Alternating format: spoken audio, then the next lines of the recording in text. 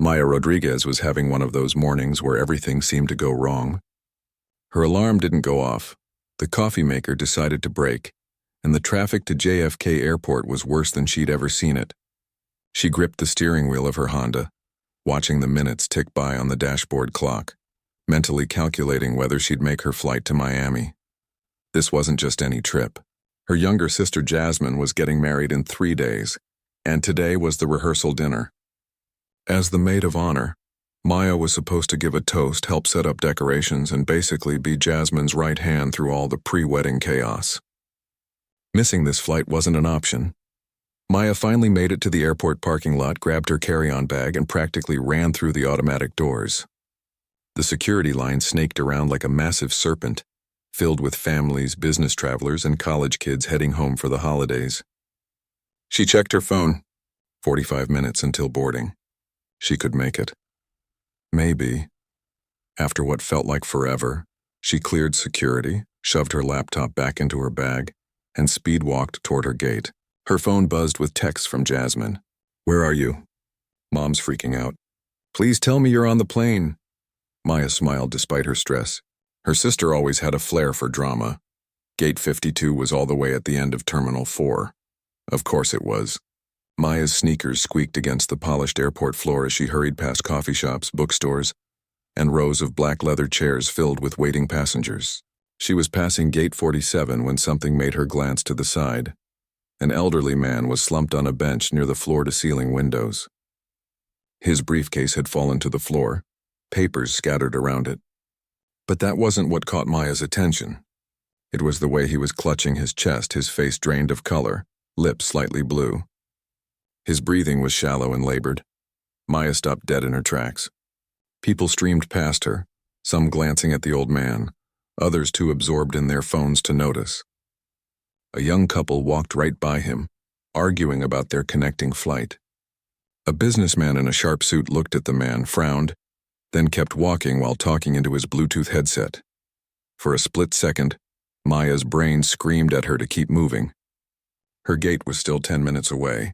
If she stopped now, she'd definitely miss her flight. Jasmine would be devastated. Her mother would lecture her for weeks about responsibility. The rehearsal dinner would start without her, but then the man's eyes met hers. They were filled with fear and confusion, the kind of look Maya had seen too many times in her 7 years as a nurse in Atlanta General Hospital's emergency department. This wasn't just someone feeling tired or stressed. This was a medical emergency. Maya dropped her bag and rushed to his side. "Sir? Sir, can you hear me?" She knelt beside him, her nurse training kicking in automatically. Her hands were steady as she checked his pulse. It was rapid and weak. "Not good. My chest," the man managed to whisper. His accent suggested education and refinement, but right now he just looked scared and vulnerable. "I'm a nurse. I'm going to help you," Maya said firmly. She raised her voice toward the crowd. "Someone call 911! Medical emergency!" A few people stopped and stared, but most kept walking. Maya felt a flash of anger, but pushed it aside. No time for that now. She turned back to the man. "What's your name?" "Richard," he gasped. "Richard? Can't breathe." "Okay, Richard. I need you to stay calm. Are you having chest pain?" He nodded weakly. "Do you have a history of heart problems?" Another nod. His hand trembled as he tried to point toward his briefcase. "Medication?" Maya asked. "Do you have heart medication?" "Pills, briefcase." Richard's voice was getting weaker. Maya grabbed the leather briefcase and unzipped it quickly. Inside were typical business items, a tablet, some folders, pens. But there was also a small orange prescription bottle that had rolled into the corner. She grabbed it. "Nitroglycerin, thank God." "Richard, I'm going to give you one of these pills. It goes under your tongue, okay?" Maya opened the bottle with practiced ease. Richard's hands were shaking too much to do it himself. She placed the tiny pill under his tongue. "Just let it dissolve. Don't swallow." A woman in an airport uniform finally approached. "What's happening?" "Heart attack or severe angina," Maya said without looking up. "We need paramedics now. Has anyone called 911? "I'll call," the woman said, pulling out her radio. Maya loosened Richard's collar and tie. His color was still terrible. She kept talking to him, asking him questions to keep him conscious. "Richard, where are you from? Where were you heading?" "Miami," he whispered. "My wife," property there. I'm going to Miami too, Maya said, keeping her voice calm and reassuring even though her own heart was pounding. Small world, right? She elevated his legs slightly using her bag as a prop, trying to improve blood flow to his vital organs. The minutes crawled by. Maya kept checking his pulse, monitoring his breathing, watching for any signs that his condition was worsening. A small crowd had gathered now, watching from a respectful distance. A teenage girl was filming on her phone. Maya didn't care. All that mattered was keeping Richard stable until help arrived. Do you have family? Someone I can call? Maya asked. Daughter. Catherine. Phone. Richard gestured weakly toward his jacket pocket. Maya found his phone, but it was locked. I'll make sure they contact her, okay? Just focus on breathing slowly. In through your nose, out through your mouth. Richard's hand suddenly grabbed hers. His grip was weak but desperate. Thank you, he whispered. Don't leave. I'm not going anywhere, Maya promised, squeezing back gently. Finally, after what felt like hours but was probably only 15 minutes, paramedics arrived with a stretcher and equipment. Maya quickly briefed them on everything, the medical terms flowing naturally. 75-year-old male, chest pain, history of cardiac issues. Given 1 nitroglycerin sublingual approximately 12 minutes ago, pulse is 115 and thready, respiration shallow at about 22 per minute. The lead paramedic, a woman with kind eyes, nodded appreciatively. You a doctor? Nurse, Maya said. Good work. Probably saved his life. As they loaded Richard onto the stretcher, he reached out and grabbed Maya's hand again. Your name? What's your name? Maya Rodriguez. Thank you, Maya Rodriguez, he said, his voice stronger now that the medication had kicked in. I won't forget this. The paramedics wheeled him away toward the exit where an ambulance was waiting. Maya stood there for a moment, watching them disappear around a corner. Her hands were shaking now that the adrenaline was wearing off. She looked down and noticed blood on her knee from kneeling on the scattered papers. Her white shirt had a coffee stain from Richard's spilled cup. Then she looked at her phone. Her flight had departed 8 minutes ago. Maya closed her eyes and took a deep breath. She'd just missed her flight. She'd missed the rehearsal dinner. Jasmine was going to kill her. But when she opened her eyes and looked at the bench where Richard had been dying just 20 minutes ago, she knew she'd made the right choice. She picked up her bag and walked slowly toward her gate anyway, hoping against hope that maybe the flight was delayed. But when she arrived, the gate was empty except for one agent typing on a computer. I missed my flight, Maya said quietly. The agent, whose name tag read Jennifer, barely looked up. Next flight to Miami isn't until tomorrow afternoon. There's a 2:15 p.m. departure with available seats. Tomorrow afternoon. Maya felt her stomach drop. Nothing tonight. I'm in a wedding. I'm the maid of honor. Jennifer clicked through screens. Sorry, everything's booked. Holiday weekend. The 2:15 tomorrow is the best I can do. Rebooking fee is $800. $800. Maya had just paid off a chunk of her student loans. She didn't have $800 to spare. Isn't there anything you can do? I missed my flight because I was helping someone who was having a heart attack. Jennifer finally looked up, her expression softening slightly. I'm sorry about that, but the airline's policies are pretty strict. I really can't waive the fee. Maya nodded slowly. What else could she say? She couldn't exactly blame Jennifer for following the rules. She pulled out her credit card, wincing internally, and paid for the new ticket. As she walked away from the gate, her phone rang. Jasmine. This was going to be a hard conversation. Maya found a quiet corner near a window overlooking the runway and answered the call. Hey, Jazz. Maya. Where are you? Mom's already asking questions and you know how she gets. Jasmine's voice was bright and excited, completely unaware of what had just happened. I'm still at JFK, Maya said, trying to keep her voice steady. There was a pause. What do you mean you're still at JFK? Your flight left like 20 minutes ago. I know.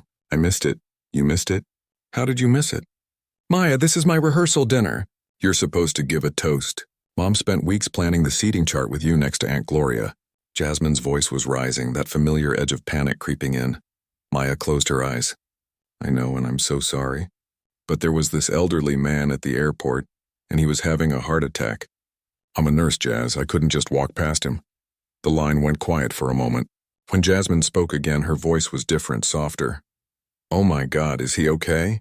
They took him to the hospital. I think he'll make it, but if I hadn't stopped. Maya's voice trailed off.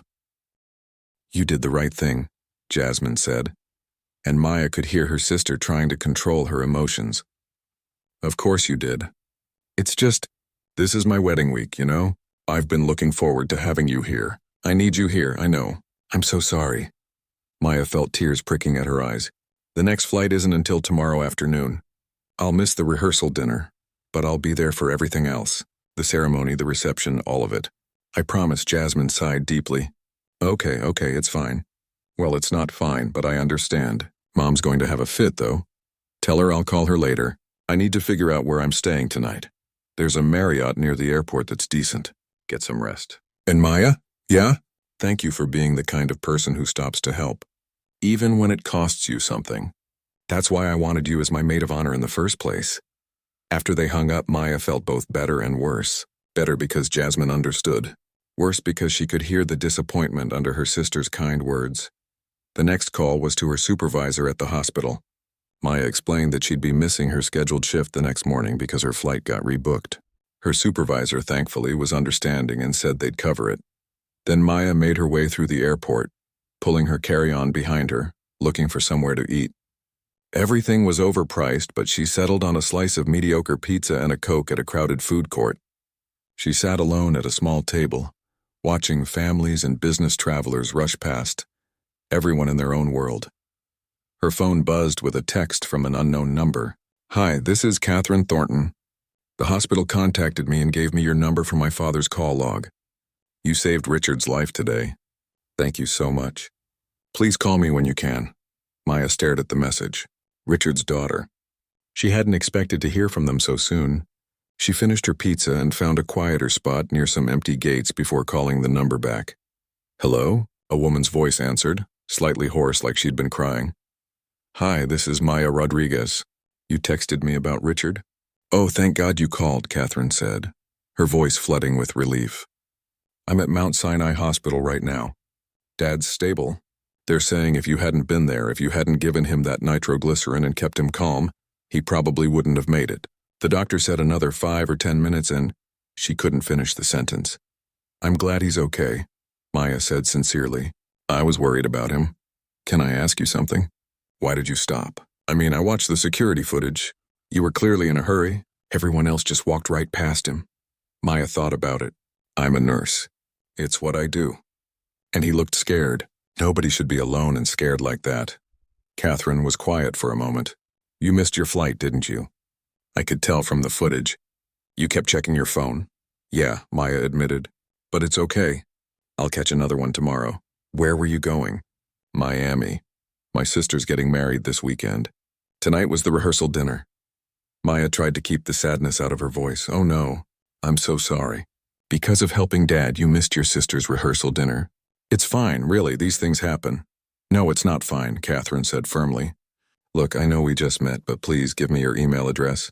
My father's going to want to thank you properly when he's feeling better. And honestly, after what you did, it's the least we can do. Maya hesitated, but eventually gave Catherine her email and confirmed her full name. They talked for almost 20 minutes. Catherine told her about Richard's health struggles, how he'd been diagnosed with coronary artery disease 2 years ago, right after his wife died. How he'd been depressed and not taking proper care of himself. How the whole family had been worried about him traveling alone, but he was stubborn. He was going to Miami to finalize the sale of Mom's beach condo, Catherine explained. They bought it 30 years ago. It was supposed to be their retirement dream, but after Mom passed, Dad couldn't bring himself to go there. He finally decided to sell it, but he insisted on going in person to meet with the real estate agent. We begged him to wait to let me go with him, but you know how older people can be. I do, Maya said, thinking of her own grandmother. Before they ended the call, Catherine asked one more time if there was anything she could do to help. I feel terrible that you're missing your sister's wedding events because you saved my father's life. Just take care of him, Maya said. That's all the thanks I need.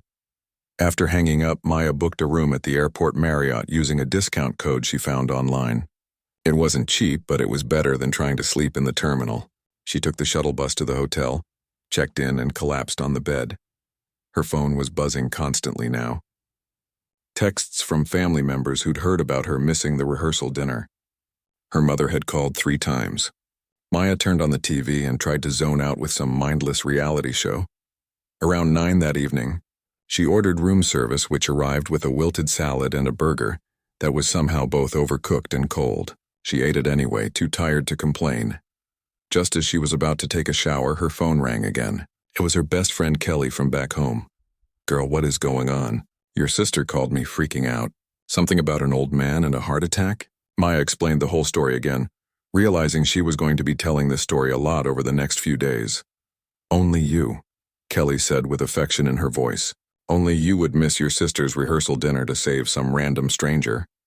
What was I supposed to do? Let him die? No, of course not. I'm just saying, most people would have kept walking. But not you. You're too good for this world, Maya Rodriguez. I'm not good. I'm just a nurse. Same thing, Kelly said. Listen, try to get some sleep. Tomorrow you'll fly to Miami and everything will be fine. Jasmine will forgive you. Your mom will eventually stop lecturing you, and you'll have a great time at the wedding. After they said goodbye, Maya finally got in the shower, letting the hot water wash away the stress of the day. She thought about Richard, wondering how he was doing. She thought about the moment when she'd seen him on that bench, the split-second decision to stop and help. She didn't regret it. Even if it cost her $800 she didn't have, even if she missed the rehearsal dinner, even if her mother gave her grief about it for months, she'd helped save a life, and that mattered more than being on time. Maya put on the complimentary hotel robe and was about to turn off the lights when her phone buzzed one more time. Another text from Catherine. "Dad's awake and asking about you. He wants your address to send a thank you card. I know you said you didn't need anything, but please, it would mean a lot to him." Maya smiled and sent back her address in Atlanta. If a thank you card would make Richard feel better, that was fine with her. What she didn't know was that her simple act of kindness was about to change her life in ways she could never have imagined. Because while Maya was settling in for the night at the airport hotel, news of what she'd done was already spreading far beyond the walls of JFK Airport. The teenage girl who'd been filming had posted the video to TikTok with the caption, "This lady missed her flight to save a stranger having a heart attack. Faith in humanity restored." And in the strange way the internet works, that video was starting to go viral. By morning, everything would be different. Maya's phone started ringing at 6 in the morning. Still half asleep, she reached for it and squinted at the screen. 17 missed calls, 43 text messages. Her phone was literally buzzing nonstop with notifications. What in the world? She muttered, sitting up in the hotel bed. She opened her messages. The first one was from Kelly, written in all caps. "Maya, check Twitter. You're famous." The next was from her cousin. "OMG, did you see the video?" Then her sister. "Why didn't you tell me someone filmed you? This is insane." Even her old nursing school friends were texting her. "Girl, you're viral." Maya's heart started racing. What video? What was everyone talking about? She opened TikTok, which she barely used, and there it was, right on her For You page. The video showed her kneeling next to Richard at the airport, holding his hand, talking to him calmly while chaos swirled around them. You could see other passengers walking by in the background, barely glancing at the scene. The video captured the moment she gave Richard his medication, the way she stayed with him, how she kept him conscious and calm. The caption read, "This woman missed her flight to save an old man having a heart attack at JFK. No one else stopped to help. She stayed with him for 45 minutes until paramedics arrived.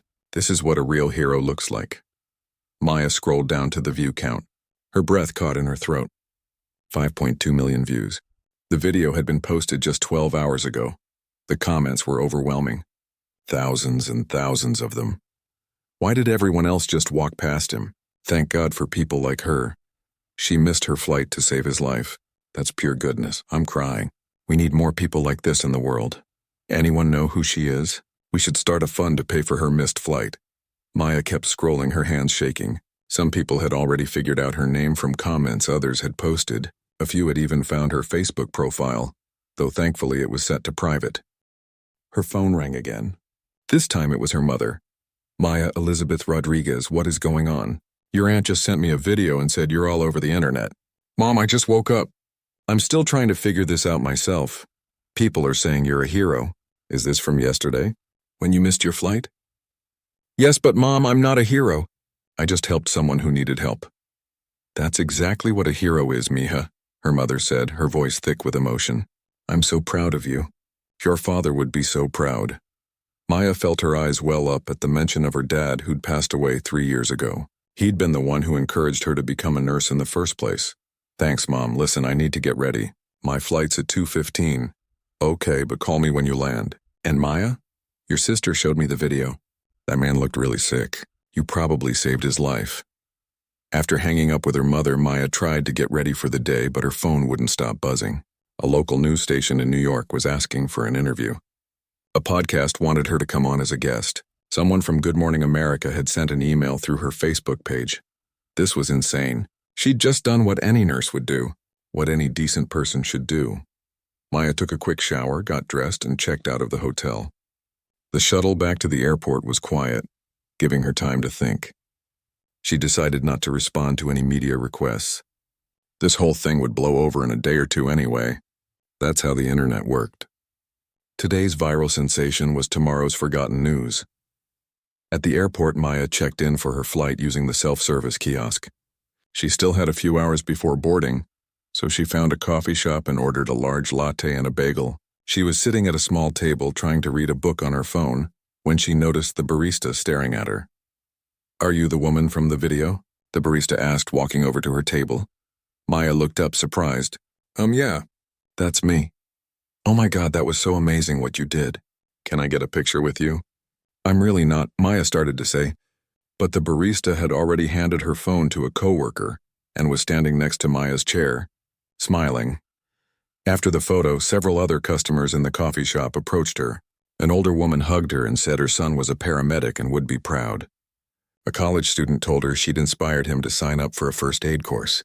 A businessman handed her his card and said if she ever needed legal help, it was on the house. Maya was overwhelmed. She appreciated the kindness, but all she wanted was to get to Miami and be with her family. She made her way to her gate, hoping to have some quiet time before the flight. But when she got there, the gate agent, Jennifer, the same one from yesterday, immediately recognized her. Ms. Rodriguez, I saw the video. Everyone at the airline has been talking about it. Jennifer looked genuinely happy to see her. What you did was incredible. Thank you, Maya said, not sure what else to say. Listen, I felt terrible yesterday that I couldn't help you more with the rebooking. Policy is policy, you know? But I want you to know that I really admired what you did. Maya smiled. You were just doing your job. I understand. As she sat down to wait for boarding, Maya's phone rang. Unknown number. She almost didn't answer, but something made her pick up. Hello? Is this Maya Rodriguez? A woman's voice, professional and warm. Yes, who's calling? My name is Patricia Chen. I'm the airport operations manager here at JFK. I'm calling because we've been reviewing the incident from yesterday, and I'd like to speak with you if you have a moment. Maya's stomach dropped. Was she in trouble somehow? Okay, sure. Are you still at the airport? Yes, I'm at gate 52 waiting for my flight to Miami. Perfect. I'm actually not far from there. Would you mind meeting me at the Skyward Airlines lounge? It's near gate 48. The Skyward Lounge? I don't have access to... I'll have someone escort you. Just wait there. This will only take a few minutes. Before Maya could ask any more questions, Patricia had hung up. Within 2 minutes, a young man in an airport uniform appeared.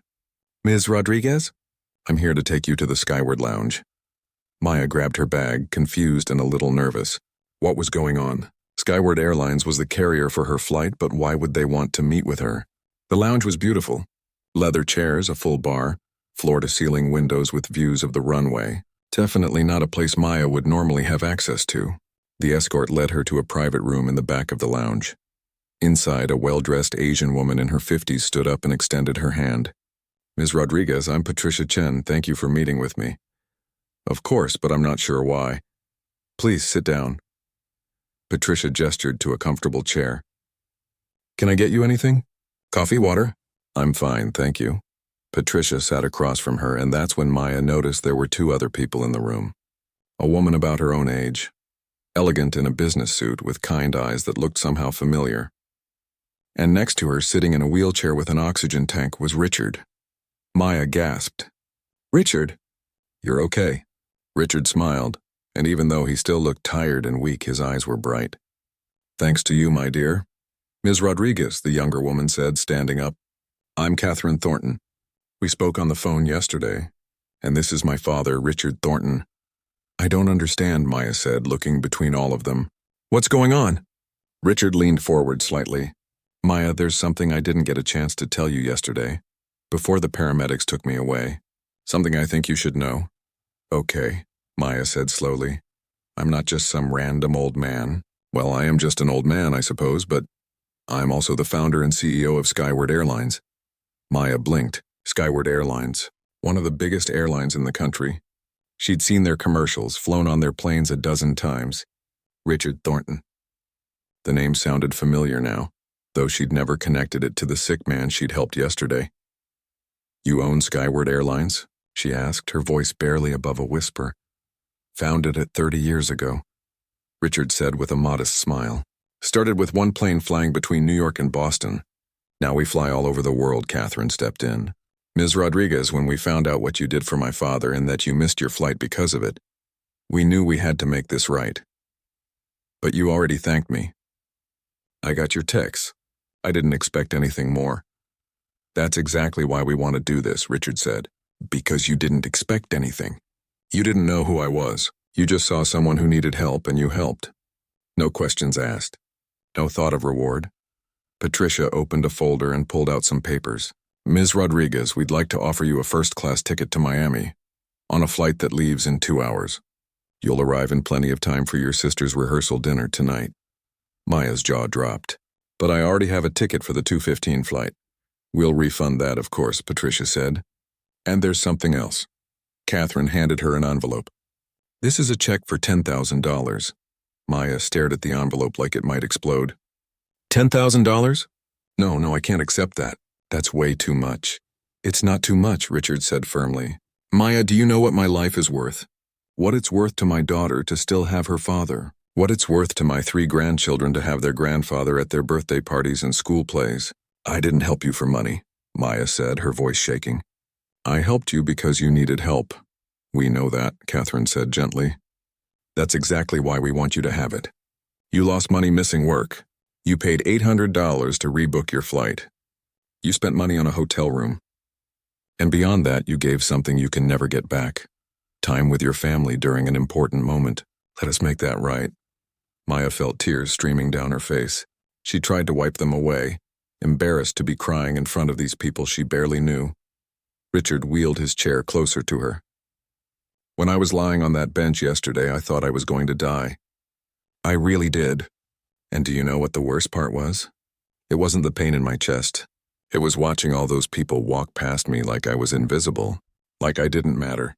I've spent 30 years building a company based on the idea that people matter, that service and kindness matter, and there I was dying in my own airport, and nobody cared.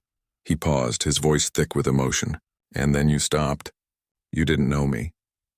You didn't know I had money or power or connections. You just saw a human being who needed help and you helped. You gave up something important to you, your sister's dinner, to save a stranger. That kind of compassion, that kind of selflessness, it's rare, and it should be celebrated, not punished. Your father is stubborn, Catherine added with a small smile. If you don't take this, he's just going to donate it to your hospital in your name, and then you'll be famous there too. Maya laughed through her tears. I'm already going to have trouble explaining this viral video thing. About that, Patricia said, pulling out more papers. The video of you helping Richard has inspired us. We want to announce a new company policy.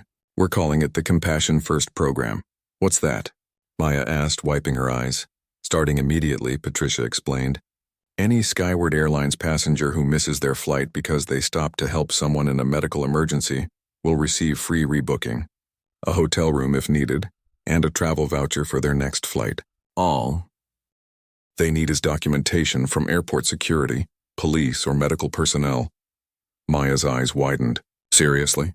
Seriously, Richard confirmed. You know what the best part of surviving yesterday was? Besides living, obviously, it was being reminded that there are still good people in this world. People who will sacrifice their own comfort to help someone else. I built this airline on the principle of treating people right.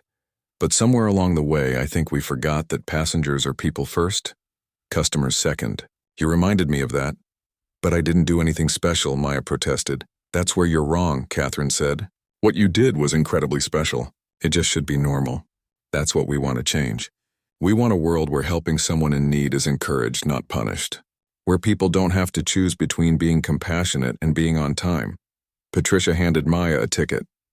Your flight board's in 90 minutes. First class, seat 2A. There will be a car waiting for you when you land in Miami to take you directly to your sister's rehearsal dinner venue. Your bags will be delivered to your hotel. I don't know what to say, Maya whispered. Say you'll accept, Richard said, and say you'll be there in 3 weeks when we officially launch the Compassion First program. We want you at the press conference. We want to tell your story. The whole world is already telling my story, Maya said, thinking about the viral video. Then let's tell it right, Catherine said. Let's use this moment to inspire other people, to show them that kindness matters, that helping each other matters. Will you help us do that? Maya looked at each of them. Patricia with her efficient kindness. Catherine, who so clearly loved her father. And Richard, who'd been given a second chance at life and wanted to use it to make things better. Okay, Maya said finally. Okay, yes. I'll do it. The room erupted in smiles. Catherine hugged her. Patricia shook her hand warmly. Richard took both of her hands in his and said, Thank you, Maya, for everything. There's one more thing, Catherine said, pulling out another envelope. Inside here is information about a scholarship fund we're establishing in my mother's name. She was a nurse too, actually. Worked in pediatrics for 40 years. She would have loved you. The fund will provide full scholarships to nursing students who demonstrate exceptional compassion and dedication to helping others. We'd like you to serve on the selection committee. Maya couldn't speak. She just nodded, completely overwhelmed. An escort took her to a private area where she could freshen up before her flight.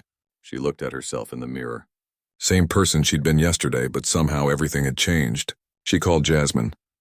Hey, so don't be mad, but I'm not taking the 2:15 flight, Maya said. What? Maya, no, you promised. Wait, let me finish. I'm taking an earlier flight. I'll be there by 7. In time for the dinner. Jasmine screamed so loud Maya had to pull the phone away from her ear. Are you serious? How? It's a long story. I'll tell you everything when I get there. But Jazz, I'm flying first class. What? How can you afford first class? I didn't pay for it. Like I said, long story. Listen, I have to board soon. I love you. Tell Mom I'm coming. I love you too. And Maya, I saw the video. I showed everyone at the rehearsal. You're amazing. When Maya boarded the plane, the flight attendants greeted her by name. They'd all heard about what happened. The head flight attendant, a woman named Gloria with a warm smile, personally showed her to her seat. We're honored to have you flying with us, Ms. Rodriguez, Gloria said. What you did yesterday, that's what Skyward Airlines is all about, taking care of people. The first-class seat was incredible, leather, with tons of legroom, a personal TV screen and a menu with actual good food, not the usual airplane pretzels and soda. Maya sank into the seat and finally allowed herself to relax. A few minutes before takeoff, Gloria brought her a glass of champagne. Compliments of the captain. He wanted me to tell you that his mother is a nurse and he has tremendous respect for what you do. As the plane taxied toward the runway, Maya looked out the window at the New York skyline. 24 hours ago, she'd been stressed, running late, worried about missing her flight. She'd made a split-second decision to stop and help someone, never imagining where that decision would lead. The plane lifted off, and Maya felt lighter than she had in months. Not because of the money, though that would certainly help with her student loans. Not because of the first-class seat, though it was definitely comfortable. But because of what Richard had said. About people mattering. About kindness mattering. She thought about all the passengers who'd walked past Richard yesterday. She didn't judge them. Life was busy, people were stressed, everyone had somewhere to be, but she'd stopped. And that had made all the difference. Her phone buzzed with a text. It was from a number she didn't recognize, but the message made her smile. This is Richard. Catherine showed me how to text. I wanted you to know that the doctors say I'm going to make a full recovery. I'm starting cardiac rehab next week. Thank you for giving me the chance to get better. Thank you for reminding me why I started this airline in the first place. And thank you for being the kind of person who stops to help. The world needs more people like you. Maya typed back. The world needs more people like you too. People who turn gratitude into action. I'm honored to know you. Get well soon. She put her phone away and closed her eyes. In a few hours, she'd be in Miami with her family. She'd give her toast at the rehearsal dinner. She'd stand beside her sister at the wedding. Everything was going to be perfect. But more than that, she knew that what had happened over the past 24 hours was going to change things. The Compassion First program would help other people who found themselves in her situation. The scholarship fund would help future nurses pursue their dreams. And maybe, just maybe, the viral video would inspire at least a few people to stop next time they saw someone who needed help. That was worth missing a flight for. That was worth everything. The flight landed in Miami right on schedule. True to Patricia's word, there was a driver waiting for Maya at baggage claim, holding a sign with her name on it. The car was a black luxury sedan, spotlessly clean and comfortable. "Ms. Rodriguez, I'm David. I'll be taking you to the Coral Bay Resort," the driver said, opening the door for her. Maya slid into the back seat, still feeling like she was in some kind of dream. 24 hours ago, she'd been eating sad airport pizza. Now she was being chauffeured in a private car to her sister's rehearsal dinner. The drive took about 40 minutes. Maya used the time to fix her makeup and change into the dress she'd packed for the dinner. She also checked her phone and was amazed to see that the video now had over 8 million views. News outlets were picking up the story. CNN had written an article titled, "Nurse Misses Flight to Save Stranger's Life, Gets Surprise of a Lifetime." When they pulled up to the resort, Maya could see the rehearsal dinner was set up on an outdoor terrace overlooking the ocean. White lights were strung between palm trees, and she could hear music and laughter floating on the breeze. "Have a wonderful evening, Ms. Rodriguez," David said, opening her door. Maya thanked him and walked toward the terrace, her heart pounding. She spotted her mother first, standing near the entrance talking to some relatives. When her mom saw her, she let out a cry of joy. "Mija, you made it." Her mother rushed over and pulled her into a tight hug. "I knew you would. I told everyone you would. Where's Jazz?" Maya asked. "She's inside getting ready. She doesn't know you're here yet. It's going to be such a surprise." Her mother led her through the crowd of relatives and family friends. Everyone wanted to hug her, to tell her they'd seen the video, to say how proud they were. Maya smiled and thanked them, but all she wanted was to see her sister. Finally, she made it inside to the bridal suite where Jasmine was putting on her earrings. When Jasmine saw Maya in the mirror, she spun around, her face breaking into the biggest smile. "You're here. You're really here!" Jasmine ran to her and hugged her so tight Maya could barely breathe. "Tell me everything. How did you get here so early? What happened?" Maya told her the whole story. About Richard being the CEO of Skyward Airlines. About the first-class ticket and the check and the Compassion First program. Jasmine listened with her mouth hanging open. $10,000? Maya, oh my God. "I know. I still can't believe it. This is insane. This is like something from a movie." Jasmine hugged her again. "I'm so happy for you. And I'm so glad you're here. This dinner wouldn't be the same without you." The rehearsal dinner was beautiful. The food was amazing, the ocean view was breathtaking, and everyone was in high spirits. When it came time for toasts, Maya stood up with her glass of champagne and looked at her sister. "Jasmine, when Mom told me I was going to have a little sister, I was so excited. And you did not disappoint. You've been my best friend, my partner in crime, and my favorite person for 30 years. Yesterday, I almost missed being here tonight. I almost missed the chance to stand up and tell all of you how much I love this woman, and how happy I am that she found someone who loves her as much as we all do." Maya's voice cracked with emotion. "But something happened yesterday that reminded me why I became a nurse in the first place. It reminded me that showing up for people matters, that helping people matters, that being there when someone needs